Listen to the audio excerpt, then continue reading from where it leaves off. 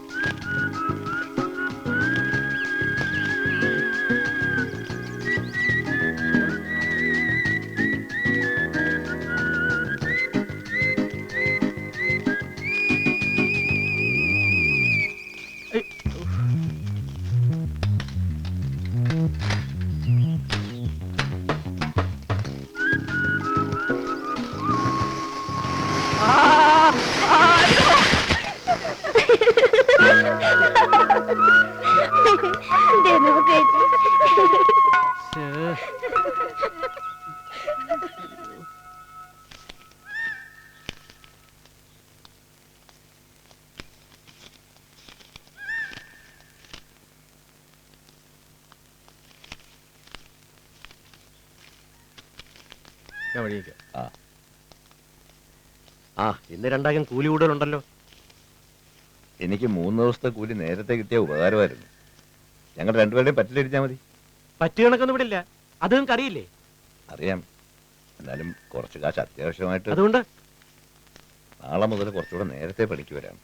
പറ്റുന്ന കാശ് 3 ദിവസം കൊണ്ട് പണി ചെയ്ത് തീർത്തോളേം ചെയ്യാം.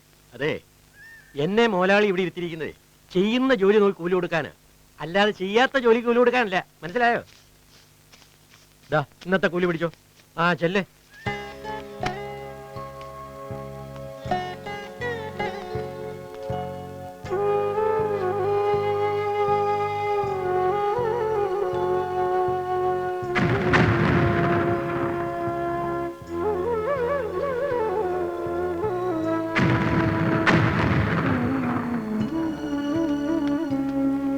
എന്തായി ഭാഗ്യത, കിട്ടിയോ? ഓ ഇല്ലടോ. അയാളുടെ മുരട്ട് സ്വഭാവം അല്ലെങ്കിലും തനിക്കറിയില്ലേ? ശാലം, നീ നടന്നു, എനിക്കൊരു കൂട്ടം വാങ്ങാനുണ്ട്.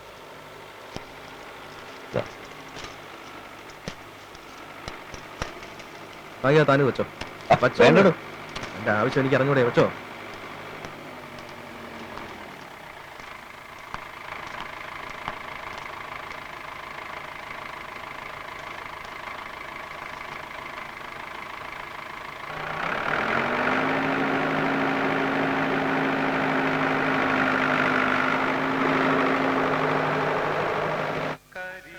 ലേട്ടിങ്ങനെ സ്പാരിങ്ങട്.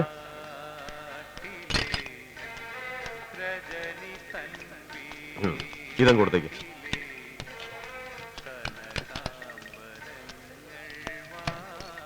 അല്ല ഞാനിച്ചില്ല, എന്താ ഇവിടെ?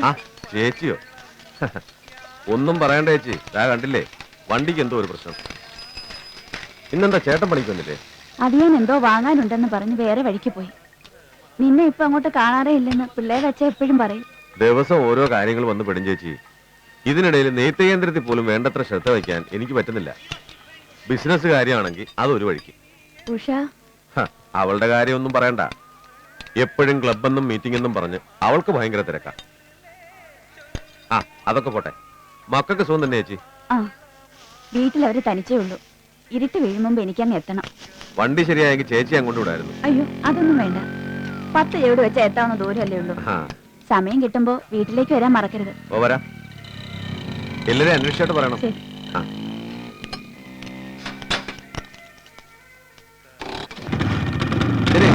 ശരി.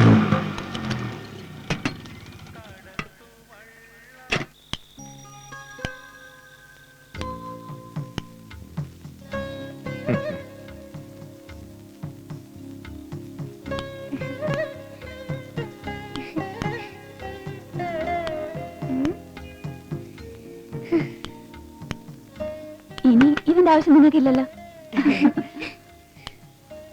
ഇനി നമുക്ക് വെട്ടോ കണ്ടിരിക്കാം അല്ലേ ചേച്ചി?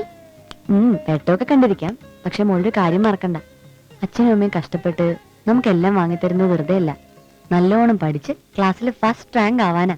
അത് ചേച്ചി പറയാതെ തന്നെ എനിക്കറിയാം.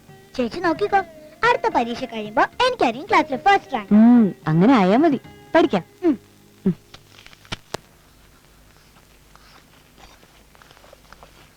ലെറ്റർ എവിടെ?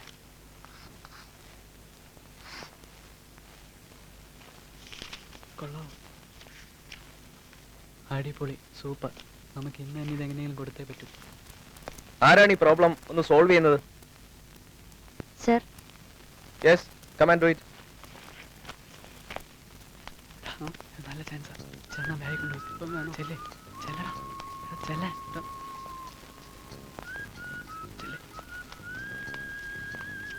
എന്താ ഹരി, പ്രോബ്ലം സോൾവ് ചെയ്യാനാണോ? Come come come come. Karunya, chalk piece ഹരിക്ക് കൊടുക്ക്. യെസ്, ശരി സർ.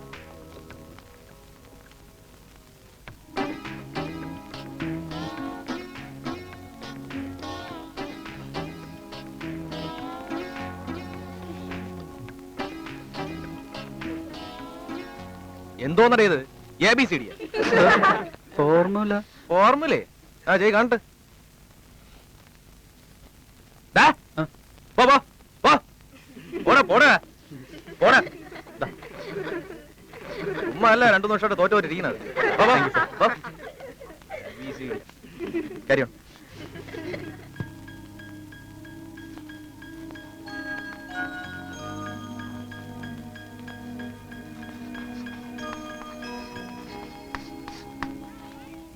Come on, move.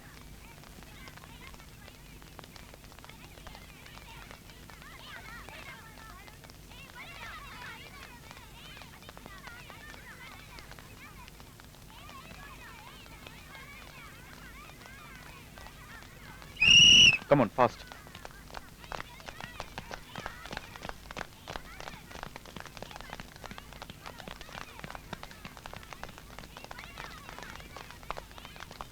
പോട്ടെ പോട്ടെ പോട്ടെ പോട്ടെ പോട്ടെ. എന്ത് നോക്കുന്നേ? ക്ലാസ്സിൽ ഓർഡർ